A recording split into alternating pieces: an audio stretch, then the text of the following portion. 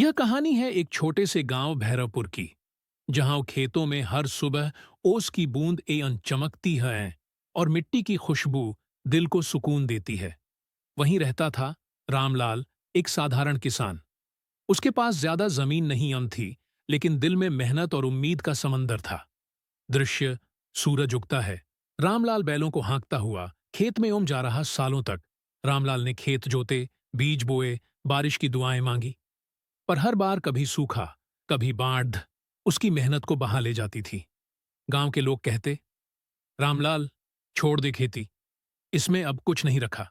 लेकिन रामलाल मुस्कुराकर जवाब देता, जब तक मिट्टी में जान है, तब तक किसान हार नहीं सकता। दृश्य: रामलाल मोबाइल पर खेती के नए तरीके सीख रहा है। एक दिन उसने शहर गए, अपने बेटे से कहा, मुझे मोबाइल चलाना सिखा दे बेटा। उसने यूट्यूब पर खेती के नए तरीके देखे, ड्रिप इरिगेशन, जैविक खाद और मौसम की जानकारी कैसे लें। धीरे धीरे उसने अपने खेत को आधुनिक बनाया। उसने मिट्टी की जांच करवाई, सही फसल चुनी और अपने खेत में टपक सिंचाई लगवाई। दृश्य: हरी फसलें लहराती हैं, गांव वाले देखने आते हैं। कुछ महीनों बाद वही खेत, जो कभी बंजर था, अब हरियाली से लहलहा रहा था। रामलाल की मेहनत रंग लाई। अब वह अपने गांव के और किसानों को भी सिखाने लगा। ज्ञान बांटो, तभी गांव आगे बढ़े। एक नरेटर प्रेरणादायक स्वर में।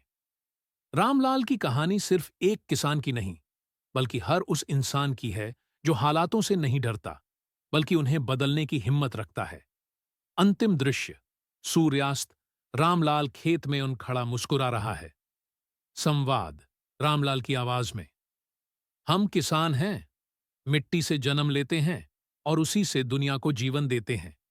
एन अगर आपको यह कहानी पसंद आई तो लाइक, शेयर और सब्सक्राइब जरूर करें, ताकि और भी किसान भाइयों की कहानियां मन हम तक पहुंच सकें।